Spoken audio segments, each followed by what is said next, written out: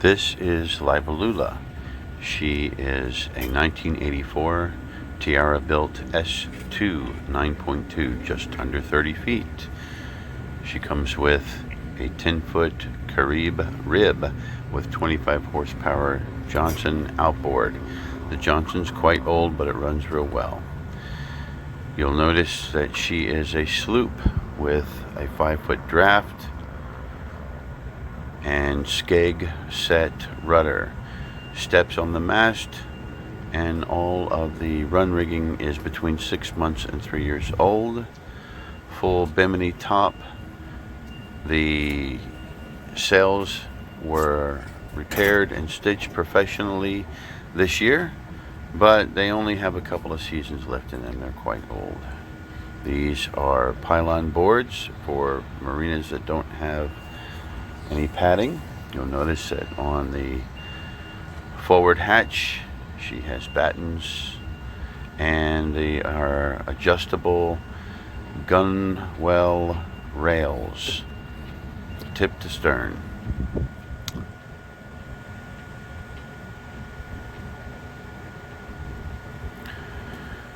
She's old, but she's in great shape.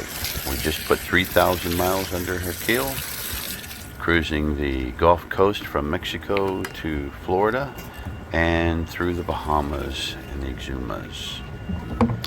There is a forward, center, and aft hatch.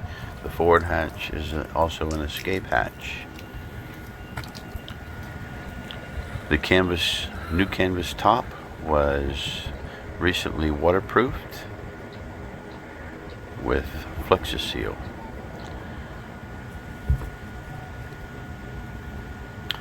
You'll notice in this large cockpit that there's a lot of room.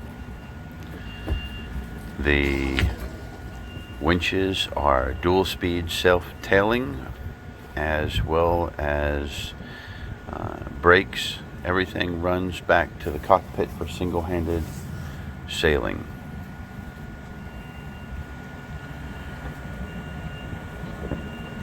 The large bimini makes for a nice area to hang out at after a long cruise on a sunny day, or after the 2 inches of rain we just received here in Florida.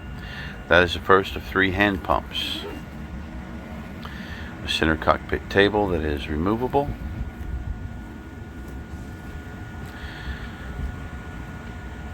This is the starboard lazarette. 2 people can easily fit in there to work anywhere they need to, around the motor, the tank, the transmission, or the cable wheel drive. Right now she's quite full of extra lines, rods, and life jackets.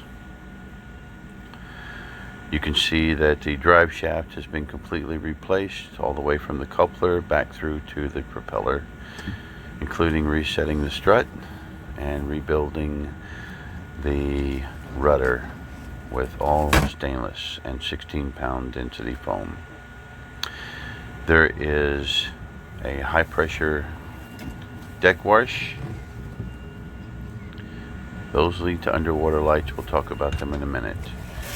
So on the starboard aft locker, you'll see there's a lot of room in here. It doesn't look like much from here, but it goes back another 2.5 feet. This is a solid room, solid locker from end to end. Now right here is the emergency tiller steering access.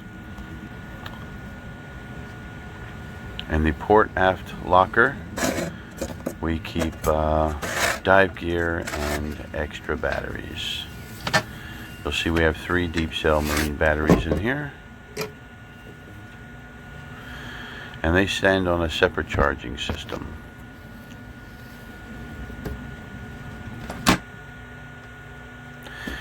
The back cushion has some ugly wear, but it is closed cell foam, so it does not get wet inside. The other cockpit cushions are in great shape. The bimini shows a little bit of wear and some dirt in places, but otherwise she's in really good shape. Clotheslines, rod hangers, everything you need for long-term cruising. All of the hardware on the boat is Harken. Almost all of it. There is an extra motor mount, a full-size ladder that's reasonable access in and out. You just have to come around the rear stay. The davits hang a 400-pound, together they'll hang a 400-pound dinghy from her stern, but I would suggest getting a lighter one than that 10-foot Carib. There is our control center.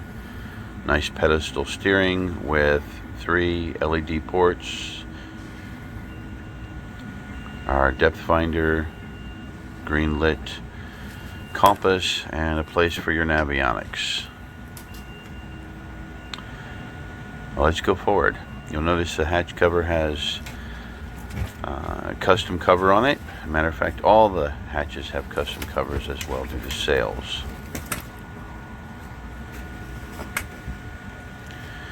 Nice spacious salon, not like the center cockpit version of this boat. Easy slide forward, and we enter the common way down into the salon. An L-shaped settee to port side, and a pilot's berth settee starboard.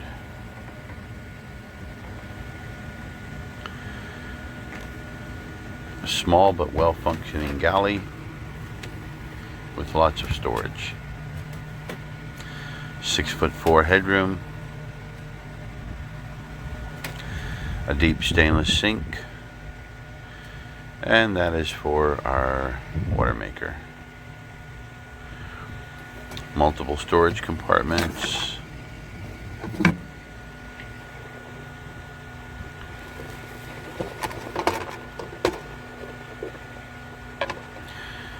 This is quite a lot bigger than it looks here in this photo, but that is the ice box or cooler, which we use for dry storage. And then there is a large top fill dry storage area behind the stove. 2-burner stove, propane, and an upright Coleman refrigerator that draws 4 amps. I wish it drew less. It challenges the 2 solar panels. Large dry storage area. Please remember this boat has been lived in for 6 months by 3 adults. Comfortably. Large cupboard. It goes about another 2.5 feet aft. More storage shelves behind each settee. You notice there was a day shape there for day anchorage, and you can see here how the settee converts into a pilot berth. That's where your feet would go.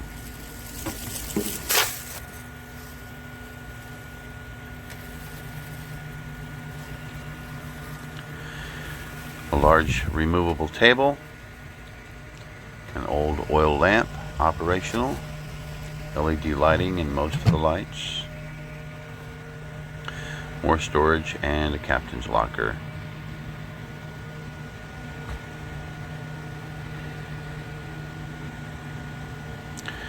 There's also a small charting table, and that cushion pulls down to make a large, almost 7 foot by almost double quarter berth. There's 6 feet of storage up here, and then 2 additional storage shelves there, and 2 storage shelves just against the port side hull here.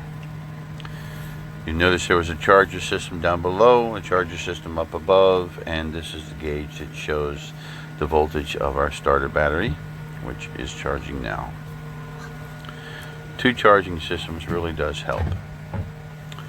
Full 12 volt and 110 panels, and a new, less than a year old VHF radio.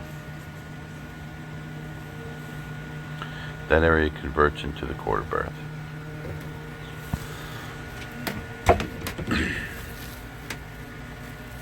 The floor shows a good bit of wear, but it doesn't need any sanding. It just had some moisture on it in different times, but it's in great shape. The only place that it creaks a little bit is back by the, well, I'll show you in a minute. Storage underneath both settees and behind them. Easy access. And this storage is a lot of storage. This board drops down to make the L-shaped settee into a nice sized berth. Once the table is removed, that's our buddy bin, Franklin volleyballs. 2 more storage compartments here, and under this part of the settee is the black water tank and the door that accesses the Y valve. You can either choose to store it in the black box or go directly out when you're out to sea. Each of the openings have full screens, and there are 2 roof vents. Above the lockers is more deep storage. That's about 20 inches deep.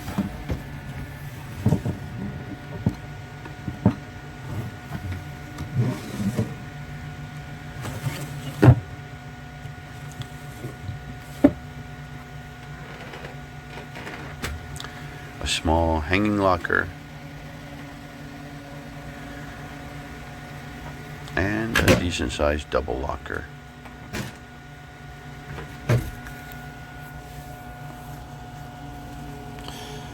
You'll notice under the cushion in the double locker that there is also additional storage. Lots of storage in this boat. All the wood's in great shape. Little furniture polish here and there, but nothing is rotted anywhere. No wood is soft. The V-berth now is a 7-foot deep V-berth from corner to corner with storage underneath, and the water tank sits underneath of the V-berth. Underneath of the cushions, however, is still a large storage area where we normally store all of our canned foods and dry goods. That is the fill for the water tank. And then there's an additional fan in here and storage all the way around the top of the V-berth. In the bags on the port side here is, well, that's an old bronze light with LED. It works there well. So in all those bags is the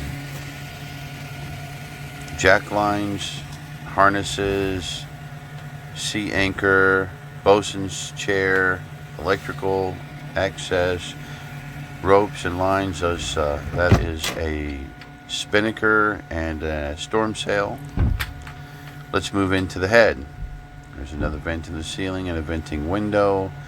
Plenty of large storage behind the head and the vanity. The head is only 2 years old. It's a Johnson. Works great. It's very clean despite the muddy water that's in this marina. Used to have a shower curtain in here, but we realized we really don't need it, and the floor is a solid piece of fiberglass that drains to the bilge, which makes it quite easy. Good sized mirror, some towel holders, and I really like this blue nightlight LED with soft touch. If I find more of them, I'm going to get them. Deep storage.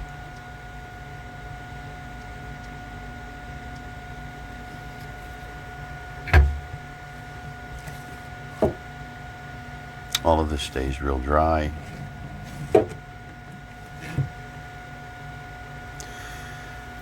And instead of a shower spout, we just use a bottle or cups. There is the high-speed pump that works for both the water maker and the Cockpit hose bib.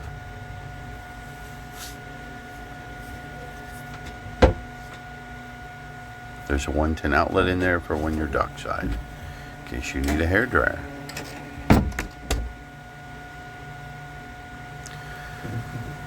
Underneath here is the transducer and a high water alert.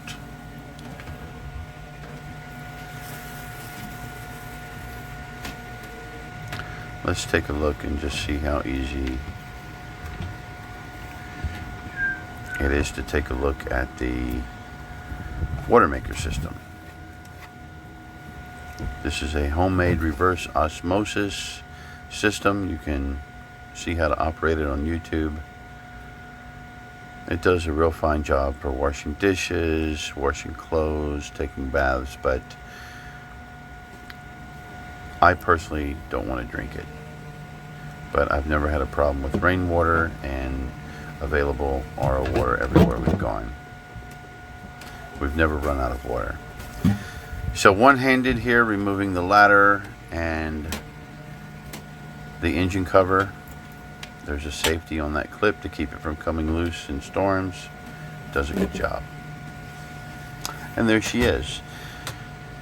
The 2 GM20 Yanmar diesel engine with just good running motor. Sips about half a gallon, only half a gallon of fuel at 5 knots on calm days. I love running that motor. That deep bilge behind there went down about 5 feet with a large automatic bilge pump and an even larger additional bilge pump. Underneath that quarter berth, by the way, there are 3 additional batteries just to the port side of that motor. So there are 6 marine batteries in total.